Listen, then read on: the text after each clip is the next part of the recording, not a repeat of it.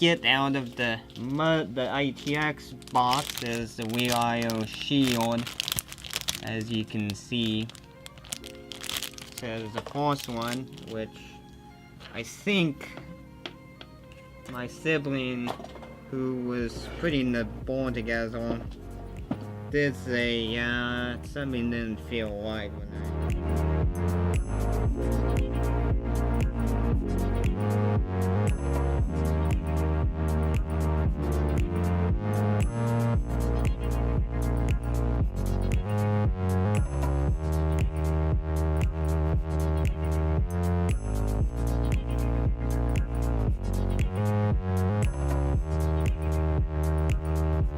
installed a memory, which where's my? I guess I'm gonna use the old-fashioned scissors.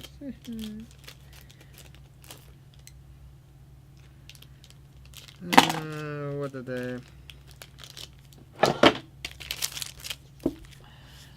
So here is the Wheel IO shield for the board. And this is padded at the back. So the nice thing is we don't have to worry about the grounding strap, because that can really screw you if you're not paying attention. So now I can bring the case, the Cooler Master case, which I do have to zoom back a little, and I have to reposition the camera yet again for you people. So all the stuff I have to do for you. There we go. I just had to pan up for you people.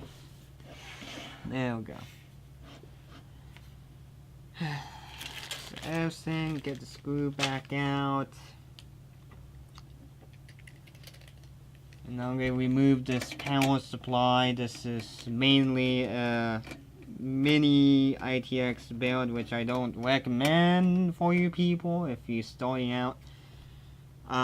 There's other one mini ITX case that is a little more bigger size. So if you want to venture in, get yourself a little more bigger case. And other thing too is, you have a lot of budget. This particular one, without the Windows license, was like $500.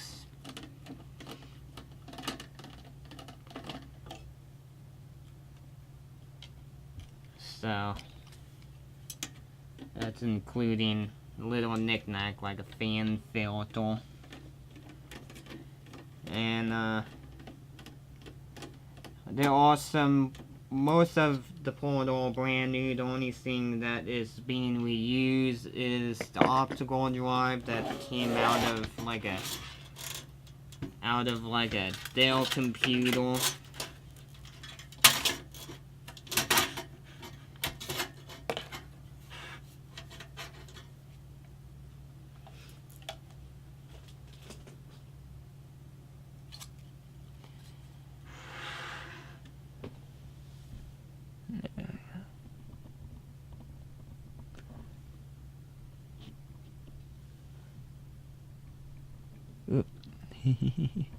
There's some adjustments screw on. There we go.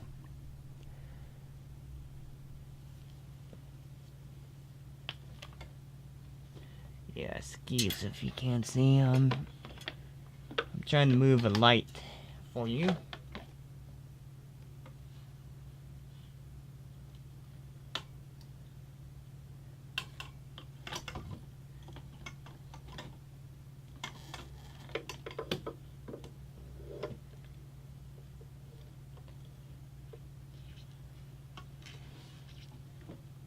There we go. So you put the Wheel IO shield from the inside.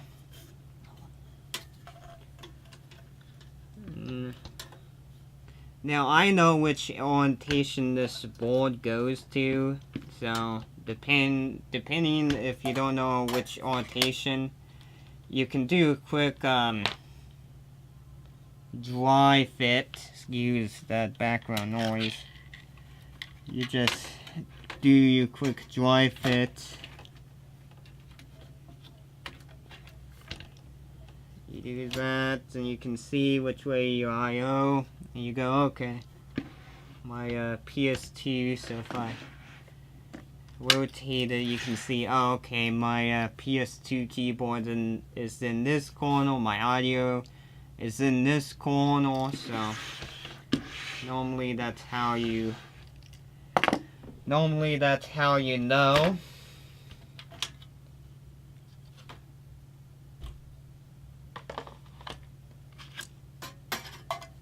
How you know? So it's a little bit tricky to get. The real I/O shield, because you do have to make sure every corner is in completely. Every corner is going in correctly.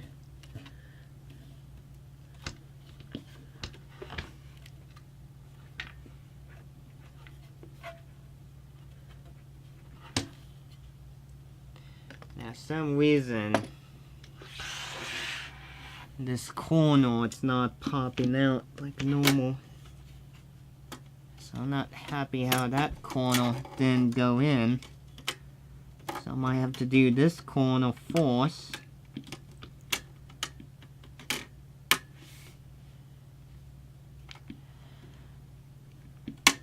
There we go. Okay, that feels a little bit nicer now. Okay.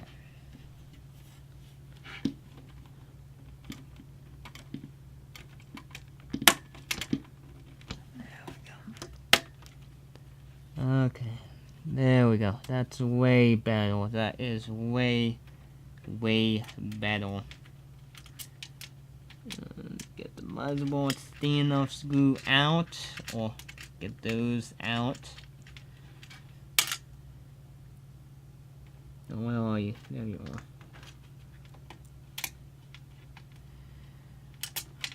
Now, another thing to point out is not every motherboard standoff, which is a little, which you can't see. That sucks.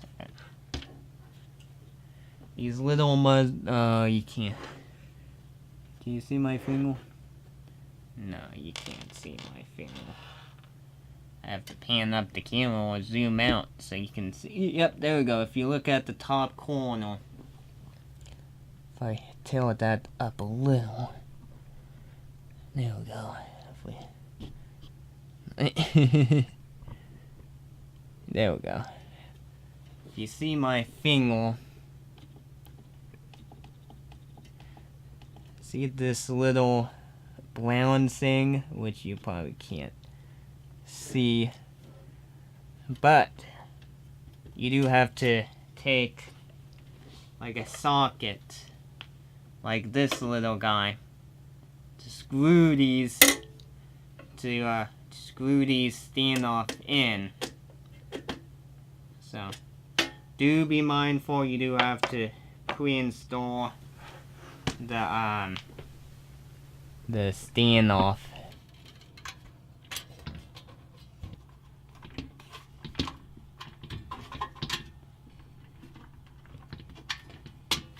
It's not every case to have standoff pre-installed.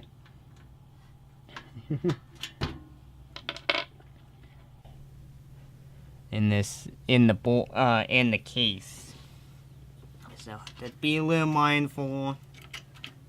That's why I want to let you know ahead of time. So if you bought a case with no standoff installed, you would know ahead of time, or I've warned you enough that you will have to, on certain case, to install a standoff.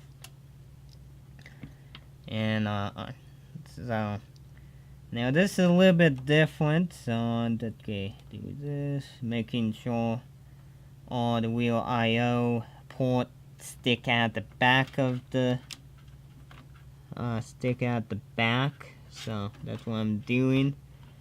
Now, being the real IO should have the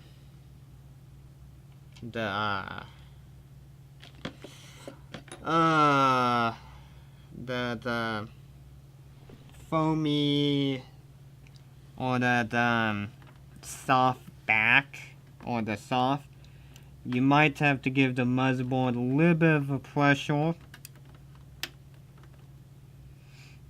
And when you put your screw in, do keep in mind that don't tighten it up, because you might have to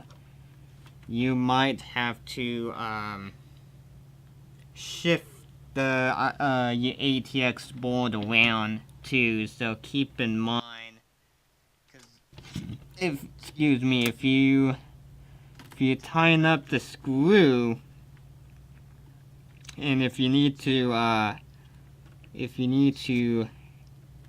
shift the board around just a little, you're not gonna be able to shift the board around if you tighten one screw. So keep in mind, and be careful how much you tighten up your screw too, because you don't want to crush your board. Now, ideally, this board should have a crush point thing, or it should have something, so if you over tighten it, there should be something, but just to be a little cautious. Just be a little cautious, okay?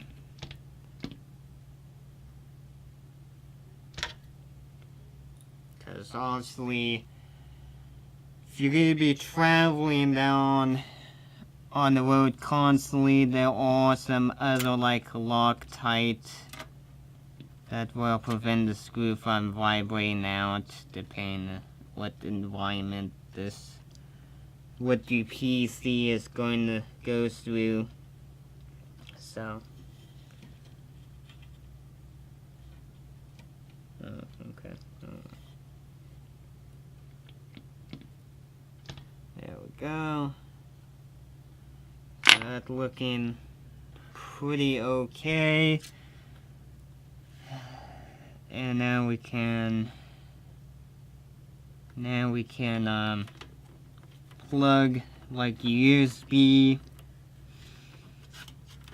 and your front panel switch and your reset switch and your LED lights, which they're not a big deal. If you need a good reference point, if I can get something now, there we go. Just grab your motherboard manual. If you buy your board or your ATX board brand new, normally your board would come with a manual, but if you're one of those person bought your board used, and if you need to get one, to get it online, most muzzle manufacturers shouldn't charge too much, or they should give you that for free.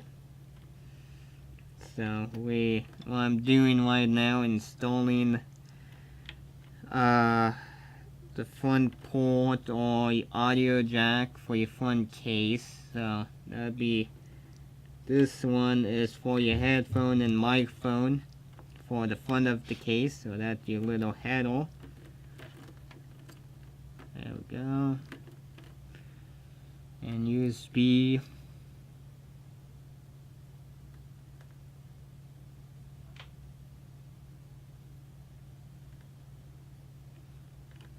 There we go.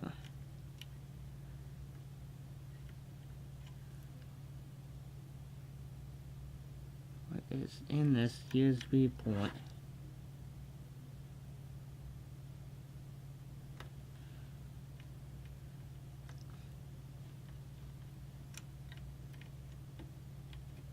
That's weird, okay. Oh well, okay, that's fine. Then we install the USB 3.0 header, which that's pretty simple to do.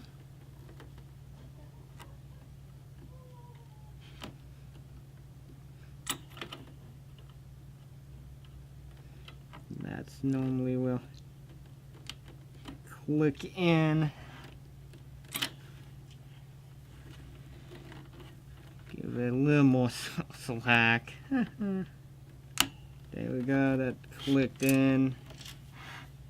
Good thing this little mini ITX is not going to get a video cord, because if it's going to have a video cord, it's probably this USB 3.0 header need to be rerouted depending on how big the video cord is. So, and next I'm going to install the fan, which this, if it's a fan splitter, if you know right off the bat, this is a fan splitter, which if you see me do it, be cautious of connecting a fan splitter, depending how many the fan splitter have. So if you got one of those fan splitter can support very many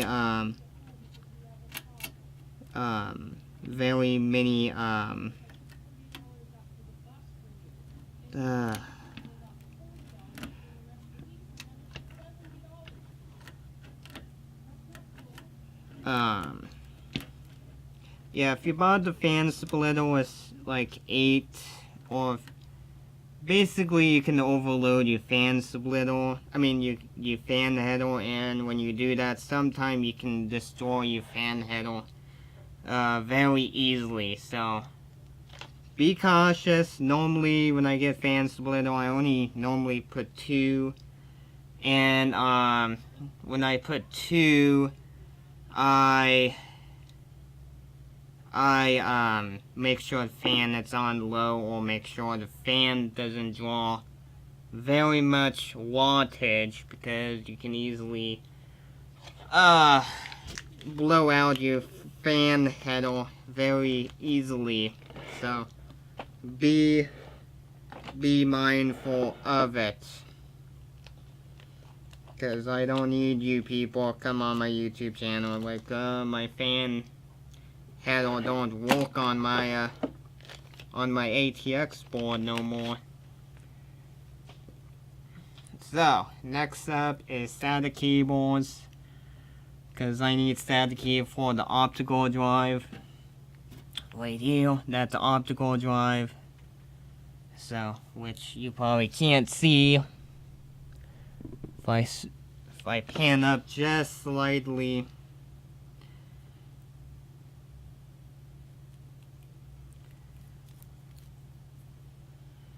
So we need a data cable for the ATX board to communicate. And normally when I put any like optical drive, I usually try to put on the last SATA port. Now this SATA cable is pretty long too. You can buy shorter SATA cable, which I did one point in time for my personal PC build. And nothing too, before I forget about these SATA cable, is they are notch to one direction. So you wouldn't plug your SATA cable in the wrong direction. So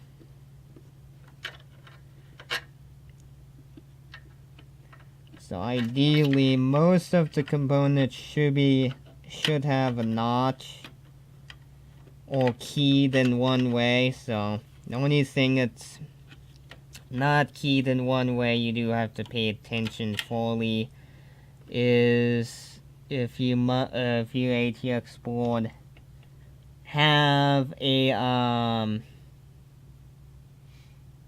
LED port like a port that you can plug LED strip into. Those one I hold are not notched correctly, so which I know most gaming PC are in the LED phase right now. So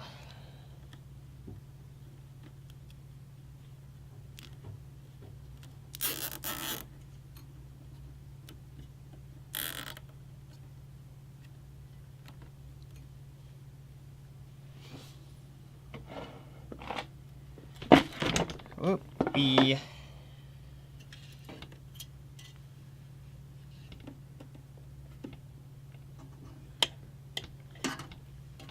If I can get this on.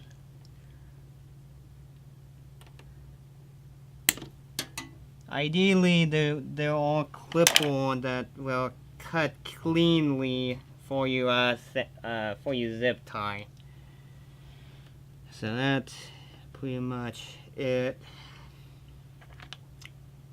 So then we put this cable on SATA 2 mostly. So that's what I'm going to be doing.